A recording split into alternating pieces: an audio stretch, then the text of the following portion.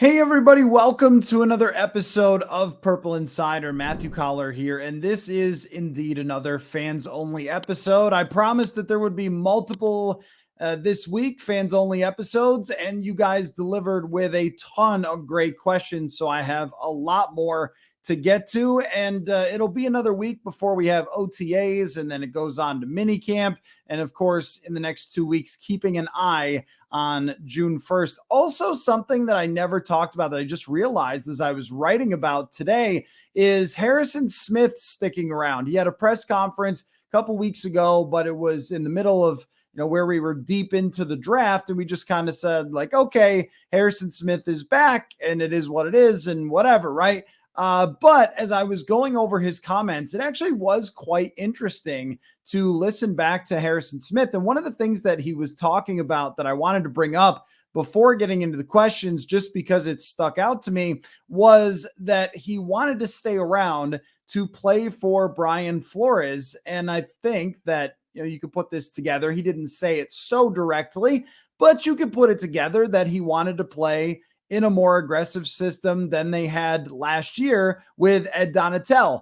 Play in the box more often, blitz more often, all the numbers that we've gone over a bunch of times just about how different Brian Flores is. And that really popped to me that he was saying, it's one of the reasons that I wanted to be here and return to be a Minnesota Viking again. And he also talked about not feeling like it was an obligation, but more of something that he not enjoyed doing necessarily, or that he felt like was a major part of his job, but being around younger players and passing along his knowledge, being a part of what his job is, and also feeling like it was something that many players did for him. So now he has an opportunity to do it for other players. And I was thinking about this, that out of everybody on the defense, only one guy remains that was on the 2017 team, and that is Danielle Hunter. And how long Danielle Hunter remains, we don't know. At least on the defensive side, Dalvin Cook was on the offensive side.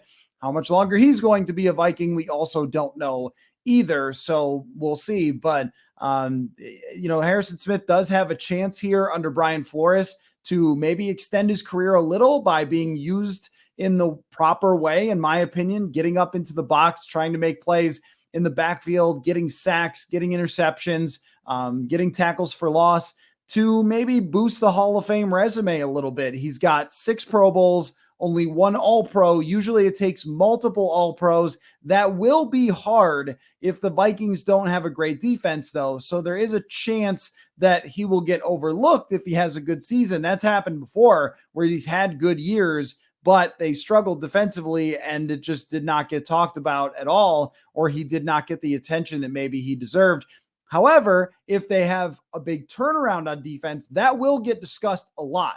Brian Flores will be talked about. Harrison Smith will get a lot of attention. So if they go up against Kansas City, if they go up against Cincinnati and he has big games, then he could get another Pro Bowl. You make 7 Pro Bowls, maybe 8 Pro Bowls, then you're talking about really bolstering that Hall of Fame resume. And Harrison said that he wasn't sure how much longer he was going to play, that the thoughts creeped in about moving on to the next phase of his life, but he's here, and presumably he's going to be back playing very well, as he always has for his entire career. So I think that's another interesting little dynamic, that if they do make big gains, he will get a lot of the credit, and it will, of course, be deserved. And then, maybe we do see him get some of those awards as well, because if they have a good defense, it's going to be a very good team. And if they win the division and so forth, that they will get that spotlight that maybe wasn't there last year because the defense was so bad. So they were getting all the blame. And then, not making the playoffs in 2020 and 2021, like that's a lot harder to get the attention, even if he was still playing well. So that's just something that I found to be interesting that I would pass along. You can always read the article, purpleinsider.com, or I'm sure I'll tweet it out and so forth. But let's get into your questions, because I have a lot of them to run through. So we'll start with Skol Doc on Twitter. Is Ezra Cleveland a finished product at this point in his career, or could you see him improving his consistency? Yeah, I think it's really hard to declare someone who's an offensive lineman a finished product before the end of their rookie contract. He's 25 years old.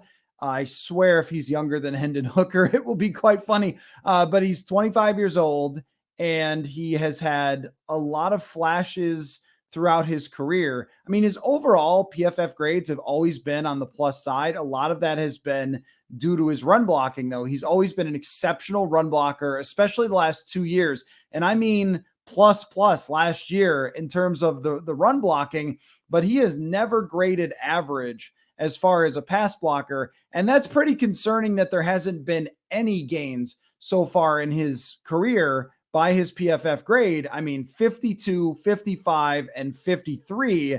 So that's not even getting really slightly better. And when you talk about that consistency, I mean, wow, is it inconsistent. So I was looking at his game by game grades, and this really blew my mind. So he had, in a stretch of 5 or 6 games, he had an 84 pass blocking grade against Chicago. Now I know it's Chicago, so he wasn't facing the toughest competition, but that's still a great grade. That's an elite grade, 84.5 out of 100. And then it went 45, 57, 0 against Washington.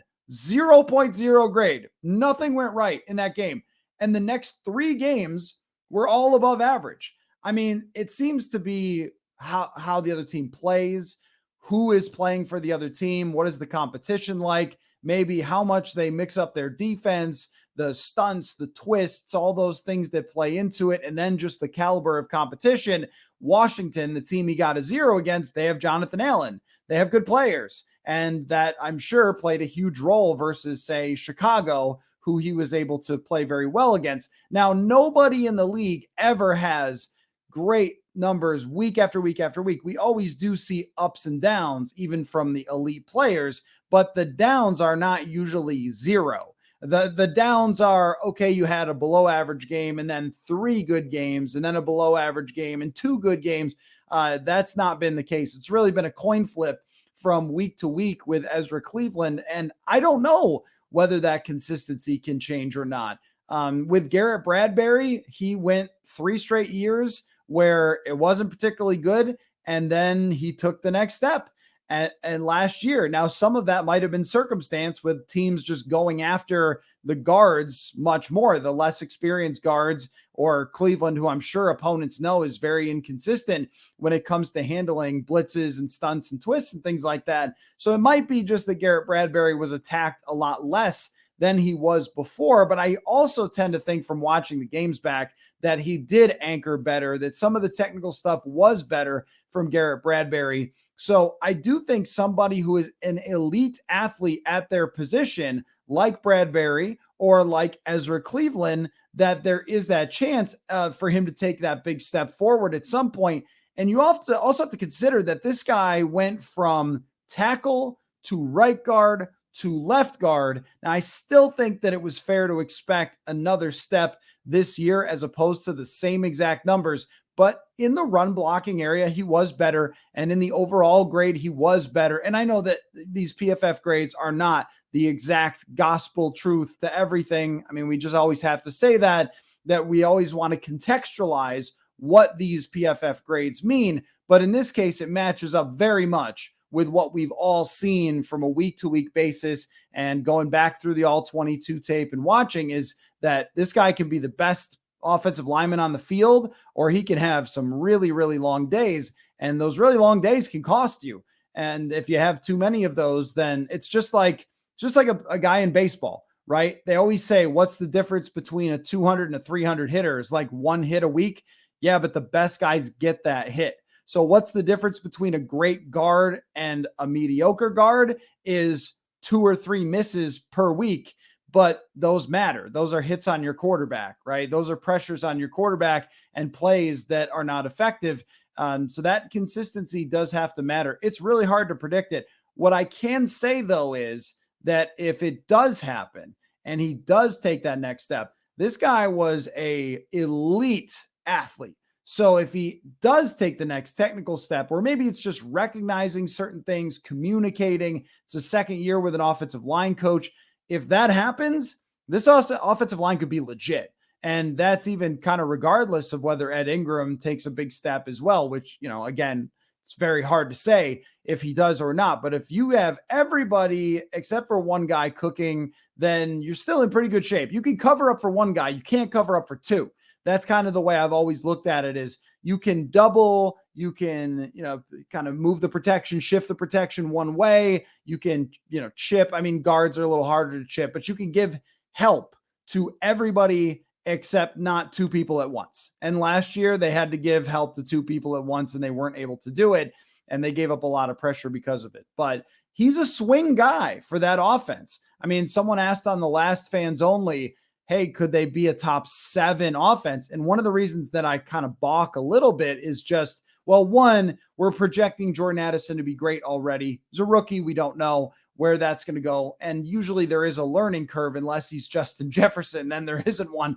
But even then, Jefferson was a little behind to start. And then as soon as he got more playing time, took off. But we don't really know how to project if Jordan Addison's ready to do something like that, or if there will be a learning curve. So that's one thing. But the other thing is about these guards and whether they take that step forward. If they do, they can have a top offense. And I saw Mike Clay from ESPN ranking the Vikings offensive line in the top 10. And I'm sure a major part of that is the tackles, major part. But he also is probably working in some element of these guys who are drafted high should at some point get better. If that happens for them, it'll be a very good thing.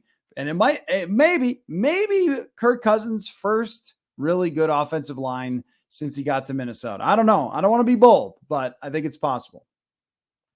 All right. From Vikes fan 691, if you had to make one Vikings related wager, what would it be? And how about one for the rest of the league? Personally, I think Vikings plus 350 to win the division is very enticing. I think that's very enticing as well. I mean, as far as making one for the rest of the league, I'll have to look at who might be interesting as far as winning divisions and everything else, but I can give you kind of a broad one in a second. But for the Vikings, I mean, everyone is so high on Detroit and kind of intrigued by Chicago. And those right there, I think are enough to draw a lot of attention away from the Vikings. The other thing too, is we just talked about a couple of swing factors on the offense. I mean, you look at all the different things that they're going to have as a team overall. They're going to have a different starting linebacker. They're going to have a different starting edge rusher and Marcus Davenport, probably a different starting safety and Lewis Seen, a backfield that's quite a bit different. No more Adam Thielen. If you're an outside person trying to decide, do you want to put your money down when a team has that much turnover and that few proven people taking over? There's kind of an inclination to say, you know what, they lost a lot of talent and I'm going to stay away from that one, or I'm going to lean into the Lions, but maybe missing the forest through the trees a little bit, that they have a proven quarterback that always wins a certain amount of games. At least they have a good offensive coach, the best receiver in the world. Like I just mentioned, an offensive line with potential. And what's going to drive your success on a week-to-week basis is the offense. Right. So, there is a scenario where the Vikings do get 11 wins. I don't know that it's higher than that. But if they do, are the Lions going to match them, or are the Lions going to Lions? And even Lionsing could mean just 9 wins. It could mean that they repeat last year and they didn't actually improve. Now, when you look at their roster, though, it's kind of hard to believe that they will not improve. I mean, they have just made so many moves on the plus side on defense, and like getting a linebacker in the first round is not something that is statistically all that sound. At the same time, if the guy is good, it's going to be really good for them. And they also got 3 corners in free agency, and all 3, I think, were good moves. I mean, so they should improve. They should be better. But that's not a guarantee. And the other 2 teams, it's just hard to envision the Packers being right there at the top with Jordan Love in his first year. And Chicago, I think, is 1 year away. And if the quarterback comes to fruition. So I like that for sure. If I don't know how bold should I be? Should I be insulting to Aaron Rodgers and saying, take the under on the New York Jets because I'm not buying it until I see it. I don't know, because I usually have a rule that we don't doubt legends, but that one, yeah, I think that where you're thinking probably with talking about this bet is whatever the offseason hype team is often disappoints. And that's the Jets and the Lions. Weirdly, the two teams that have just been atrocious for so long, but the Jets and the Lions are getting the offseason hype. So if you always go against the offseason hype, then picking against Rodgers in New York, thinking that, maybe he doesn't have all of that skill back that he used to, and he's going to look just like last year where it's up and down, and maybe it wasn't all the receivers' fault, or what, if you buy into that, then you could certainly see them hitting the under. The other one might be, well, it's hard with Green Bay because I don't know how much hype there is with Green Bay. The other one that came to mind for me, though, as we're talking, is the Giants. A team that wins a playoff game last year, brings their quarterback back, is going to get a lot of love. But we've talked about the regression for the Vikings. The Giants were another version of the Vikings last year. They had all the same issues, and we don't know what's going on with Saquon Barkley. I imagine he's going to play. They did get Darren Waller. That helps them quite a bit, but they didn't make some humongous receiver move. Daniel Jones might regress a little bit from last year and kind of go back to what he was before. They won a lot of one-score games, things like that. So, I mean, the Giants might be a pick to kind of go against. The other one that would be an interesting pick for anybody, and this would be very risky, but I don't know what the over-under is for the Houston Texans. But look at their division. They got a coach who might be good, finally a serious coach after several years of completely not serious coaching hires. And if CJ Stroud is even decent right away, maybe you win some games. I don't know. Those are hard bets to make. All of them are hard bets to make. But if we were kind of looking to the rest of the league and saying, hey, what's one that's not super obvious? Maybe those are a couple. But I'm not the best person to go with as far as wagering goes. So take that for what it is, for just analysis of what I think of those teams, and do not use your money based on what I say. Go to somebody smarter. Like I had Drew Dinsick on the show the other day. He's smarter when it comes to gambling. Go to him. This is from Josh R. Smith, our friend Josh Smith, who was on the show not too long ago. Pie chart of 2023 carries for Madison, Chandler, McBride, and Kene Nwangwu.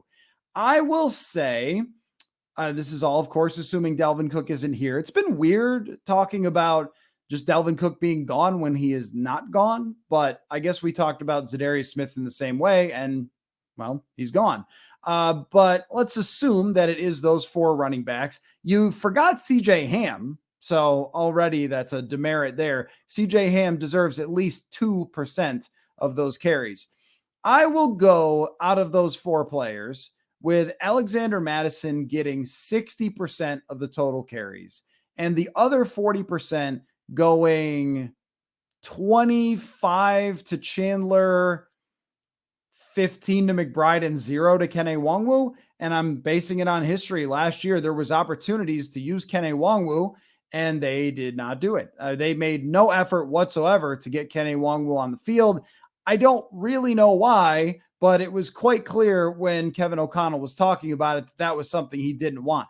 Now, that might be because he does not understand the offense as well as they need him to.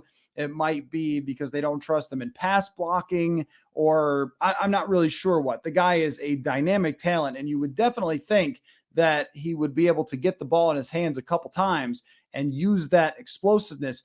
I could be totally off on that. It's just that right now, based on what we saw last year, it doesn't feel like they really want Kene Nwangwu to play as a running back. Seems like they just want him as a kick returner. And so a 4th round pick that turns into a kick returner at running back may be underwhelming, but is what it is. I think McBride's going to show something right away. And what Chandler did last year was very intriguing, but Madison is the guy. I mean, he's the one that has all the experience. He understands all the blocking scheme, and just something to keep an eye on for Alexander Madison.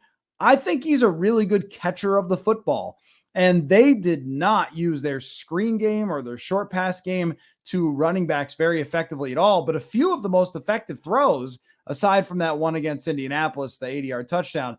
But most of their, or not most, but a lot of their effective throws did go to Alexander Mattison. A touchdown on a little screen pass in New Orleans, had another one where he ran a slant over the middle, went for a touchdown. So I think that he actually can catch the ball and maybe has a little better talent with his hands and doesn't drop as many passes as Dalvin Cook. So that might be something to watch for. But I mean, until we see training camp and preseason, how that plays out, it'll be hard to know. But if I'm projecting it right now, I still think the massively going toward Mattison.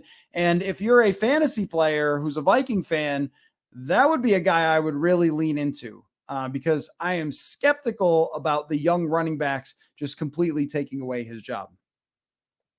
From Elysium, maybe for how you pronounce it. Sorry if it's not.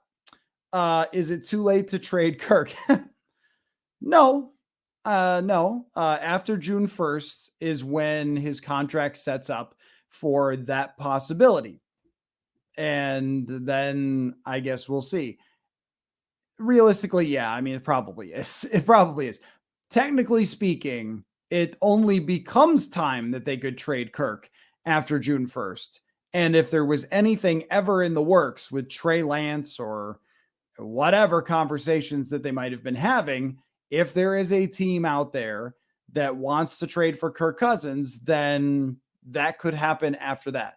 But the question, of course, is going to be who is playing quarterback for the Minnesota Vikings then? If it is Kirk for Trey Lance, first of all, the internet will explode and I will laugh hysterically because of the number of times we've talked about how unrealistic it was. And then for it to come to fruition would just be very funny.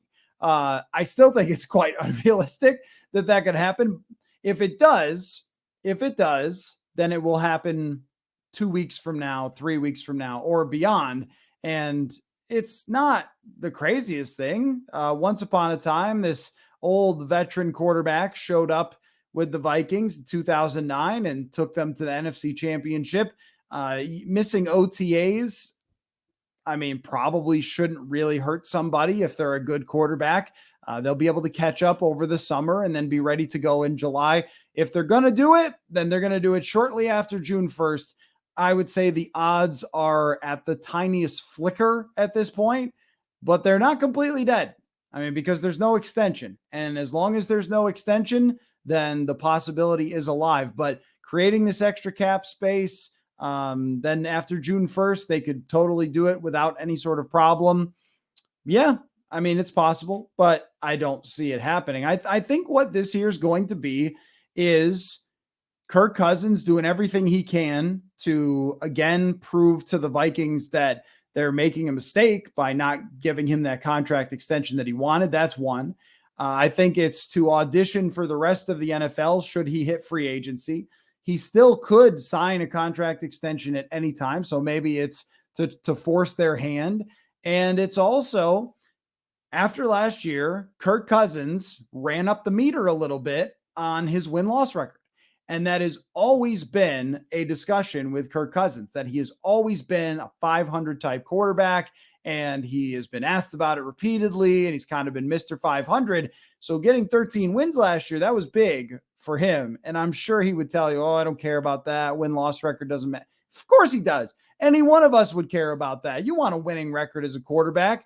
I mean, I know this. Some of the statistical people will tell you, I don't know about the win-loss thing. I promise you that the actual quarterbacks, they want to win more games than they lose by a lot. They want their Pro Football Reference page to say this dude won a lot of games.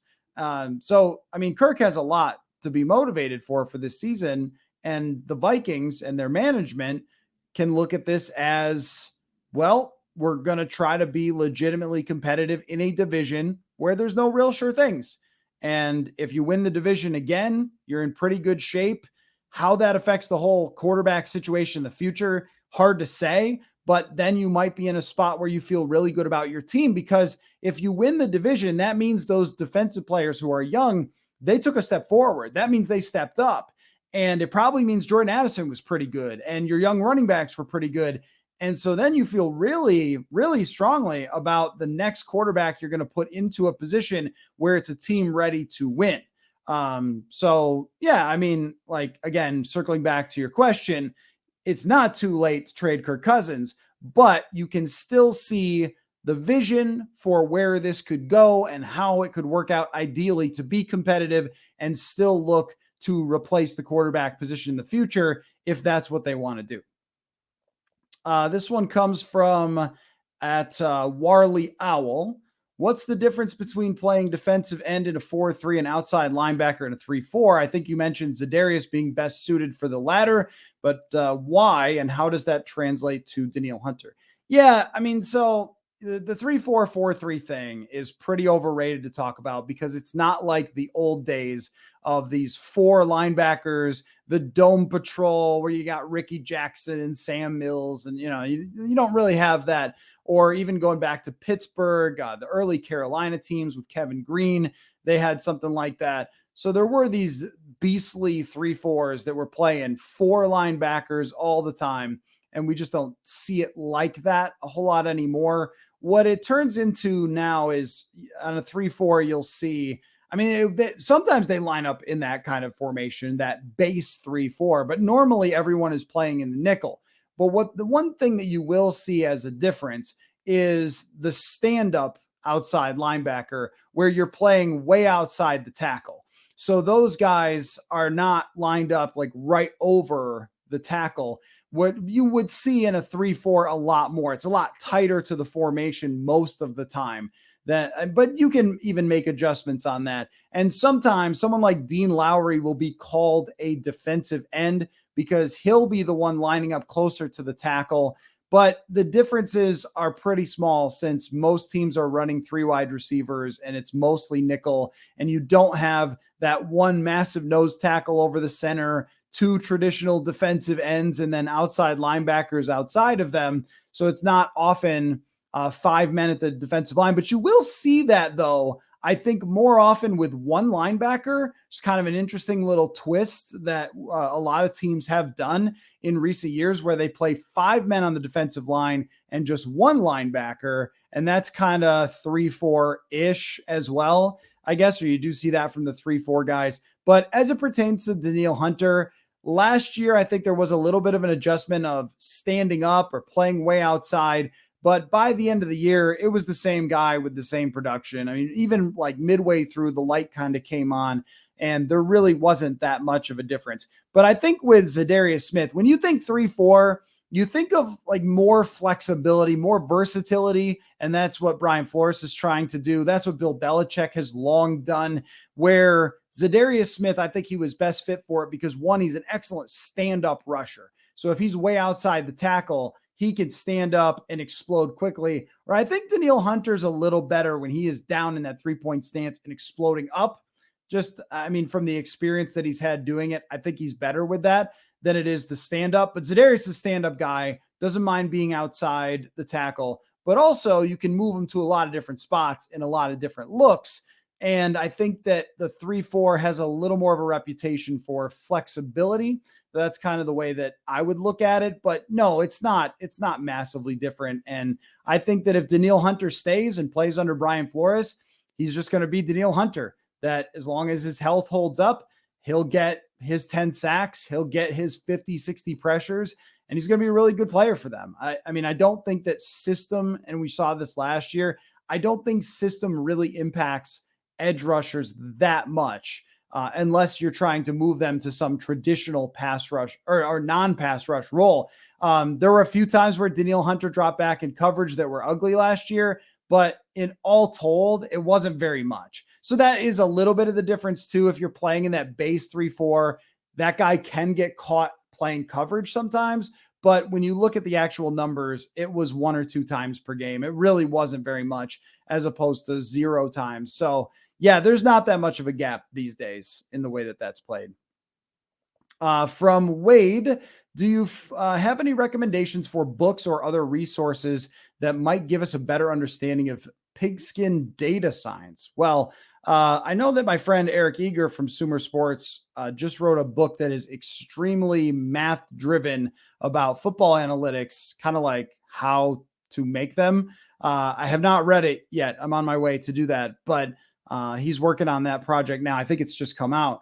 So I think that's a very, very mathy. So it really depends on what you're looking for pigskin data. I mean, are you looking for the actual data science, which is deep in the weeds? Because that's what I would suggest. I would suggest following someone like Eric, what Sumer Sports is doing now, what PFF has done in the past with their data. Those things are worth looking up. Another guy that's great to read, and it sounds like it would be perfect for you to sign up for his newsletter, is Kevin Cole, who comes on the show all the time. He is a great data science guy, former PFF, and he breaks it down kind of like no other in math terms. Really, really smart when it comes to that. So I think that the best plan is to seek out the data scientists. Tage Seth has been on the show. He's working for Sumer Sports now. Seek out some of the data scientists and follow their work closely and see what they do. I know that Ben Baldwin of The Athletic, he was kind of an inventor of the punt machine. He's also worked on the draft stuff. His website is really good for looking at expected points added and things like that. So it's really that there are a handful of leaders in that arena that are worth following, maybe more than just getting a book that teaches you data science. Because again, I don't know if you're interested in like knowing what it says in the conclusions and trying to learn how to think like a data scientist, or actually you want to create those charts and learn how to plug it into your computer. So those are all different levels, and there's different people that you can learn from when it comes to that. Also, I know that Football Outsiders has had some financial struggles that have been written about, and I feel very sad about that because I read a ton of that over the years. Football Outsiders being a leading voice in applying data to football. So there's a lot of resources out there. Aaron Schatz, if you don't know him, follow him. He's always got great thoughts as well. Brian Burke from ESPN, Seth Walder from ESPN. So they're kind of out there. And there's a lot of interesting data study that's going on now. Ton of it, really. I mean, especially with the Big Data Bowl, which is where a bunch of analytics people get together and do presentations for the NFL at the Combine. A lot of those folks are sharing their work and creating more of it. So I would say go to social media and try to seek those people out and follow what they do from there. Our next question is from @Connor Strunk. Since the Vikings traded away za'darius, are there any free agent pass rushers you think the Vikings would add before training camp? Well, let's go to the old overthecap.com and look at the free agent list and see.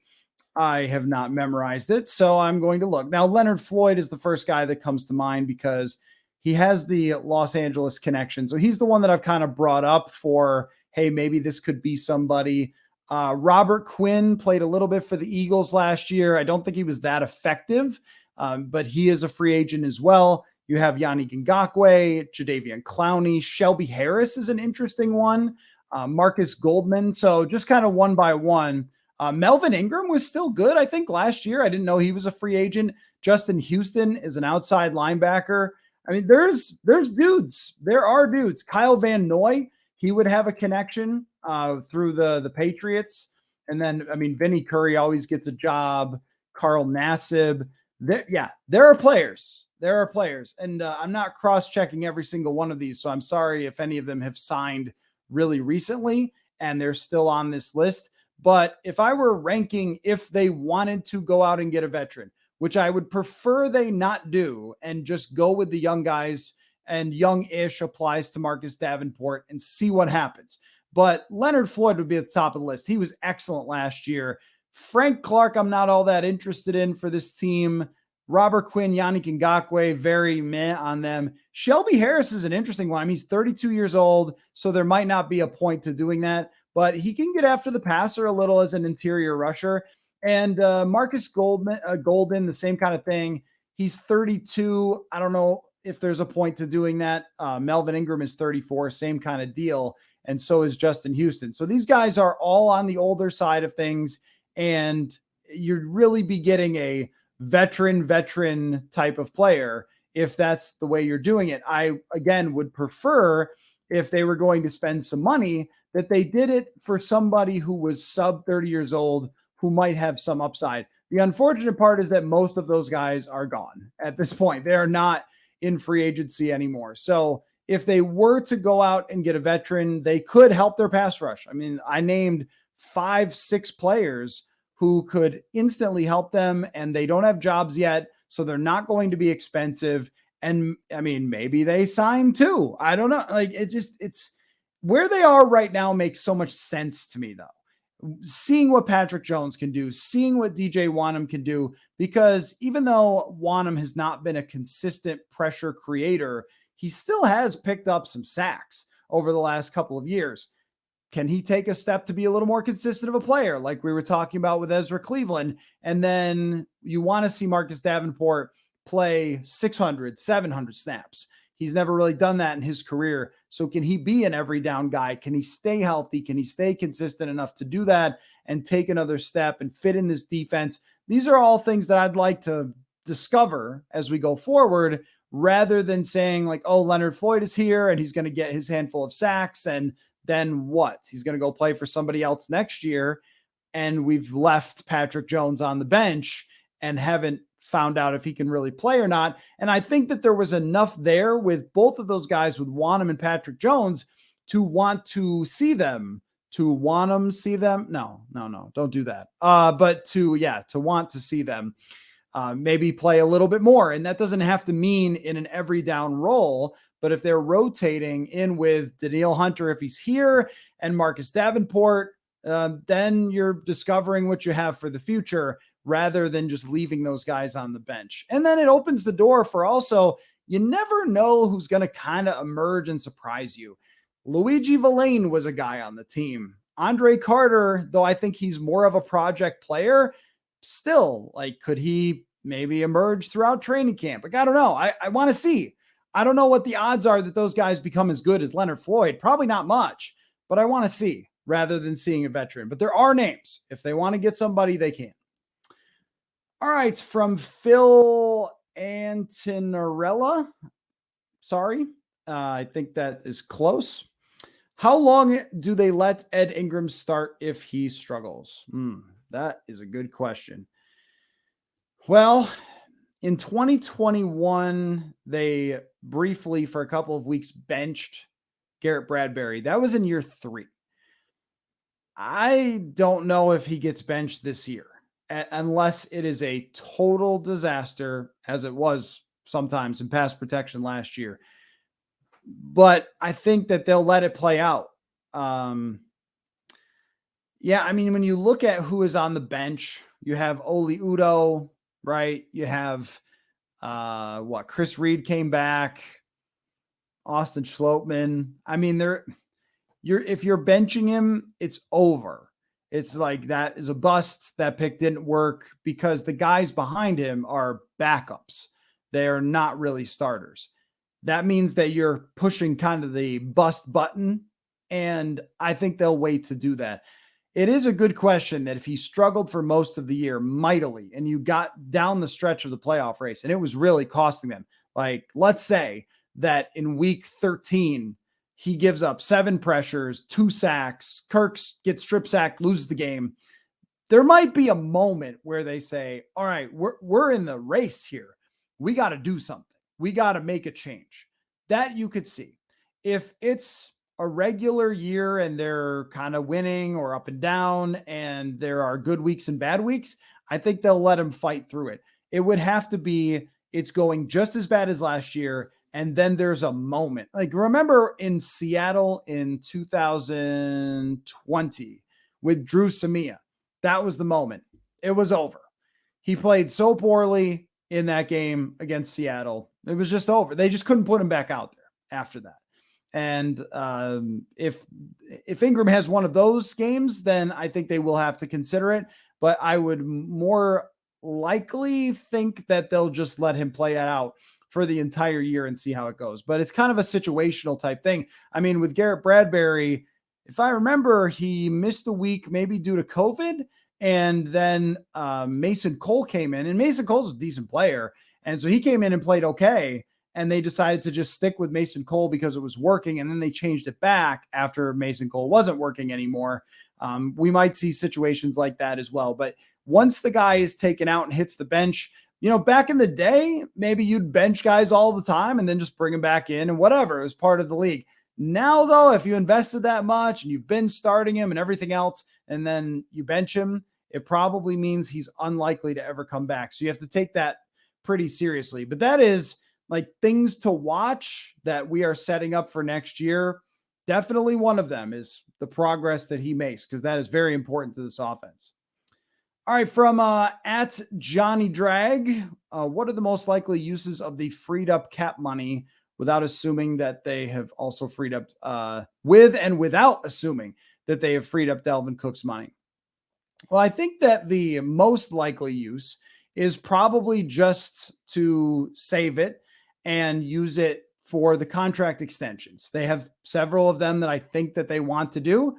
TJ Hawkinson, Justin Jefferson, and then we'll see about Danielle Hunter. But as I was talking about a little bit yesterday, you can push some of that money into right now, which could be helpful for spreading out the cap hits down the road into the future. So that is the most likely either way.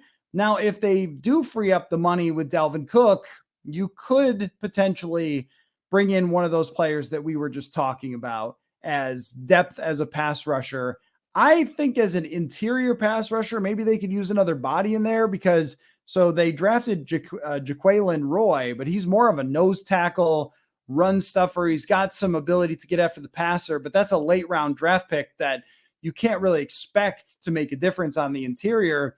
Asezi Atomowo, Ross Blacklock. I mean, maybe they're factoring Ross Blacklock into that, but I could see another interior player coming in and having some competition. But also they might want to see, and here's another interesting dynamic that does happen, and we don't really talk about it much, but I remember a couple of years ago, Cam Dantzler got hurt and was not available for, I think, OTAs. And that's when they went out and got Bashaud Breeland, basically to say, look, if you're not going to be ready, then we're going to go get someone else.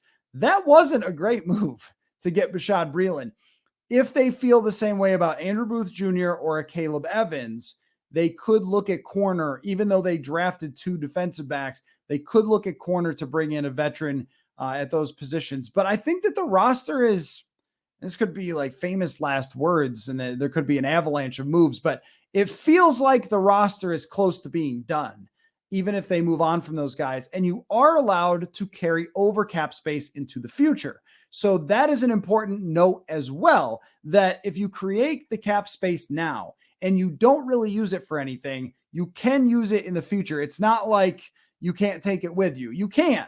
And that might help them maybe lighten the load after some particular quarterback has a $28 million dead cap for next year. So the answer, if we were ranking, what are they going to do with it? It's probably some for extensions and then maybe not much else, and try to use it for next year and set up their cap situation a little bit better than it currently is. All right, from Coma1201 on Twitter, in your mind, what is the ceiling and floor for this team in 2023 record-wise? At this moment, which is a long way away from them actually playing games, I think that the ceiling is 11 games. And you guys, if you were listening to the podcast, heard Will Raggets pick them to win 11. I think that's probably about everything going really well. If they have that top 10 offense, if the defense improves realistically, I mean, asking it to go from 27th to top 10 to top 5 is a big ask for a bunch of players that have very little experience. And it's very hard to project from that way. So 11 wins with the schedule, knowing how hard it is, they could play just as well or better than last year and win 11 if they lose a couple of close games, have a couple of bad breaks that they didn't have last year, and then just play harder opponents than they did last year with better quarterbacks. And so I think that if they won more than 11, I'd be very surprised. The floor is probably like 5. So here's the thing about Brian Flores. I think that Brian Flores, with all the chess pieces, is as good as it gets for a defense coordinator. But there's only so much that one man can do. And if things go sideways roster-wise, he has a 32nd ranked defense on his resume once with Miami. Now, they were tanking, but they had a lot of the same sort of things of unproven younger players. And that's how they ended up at the bottom of the NFL once. And if they just struggle, if Booth Jr. gets hurt, if Evans isn't good, if Murphy's not a great fit, if Lewis Seen isn't in there or is struggling, if they're not pressuring the quarterback, if they have to get rid of Hunter and then Davenport gets hurt. Like, we've seen this movie before with, hey, all these young players will just take these big steps, and then they don't. And if that happens, might be a 5-win team. I think they could still score, but can they score with a lot of those teams? And the thing to consider is last year it was Mac Jones and Mike White and all sorts of not great quarterbacks, Andy Dalton, that were having pretty good days against them. This year, the median quarterback, the middle quarterback that they're facing, the average quarterback, put aside the Jalen Hurts, put aside the Joe Burrow, the Patrick Mahomes, just don't even consider those. The middle quarterbacks are very good. The Jimmy Garoppolo's, again, if he's healthy, the Derek Carr, who's always healthy for New Orleans. These guys are good. These guys have big games on their resume, and they will light you up if you're a bad defense. I mean, these Kirkian type quarterbacks, what does Kirk Cousins always do? Throttles bad defenses. Well, if you end up with a bad defense, you could win 5-6 games. And look, sometimes it's luck. Last year, the Raiders, it was luck for them. They lost a ton of super close games. They were the anti-Vikings. And if the Vikings do what they did this year, they could win 5 or 6. I think it's a pretty wide spectrum of potential for wins and losses. Yep. Okay. One more question here. Any movement from Zonk? Love this. Zonk 641. That's a good name. Any any movement on long-term deals for JJ or TJ after this cap clearing move? Yeah, I can't tell you. I don't know. I cannot get inside Justin Jefferson or TJ Hawkinson's head.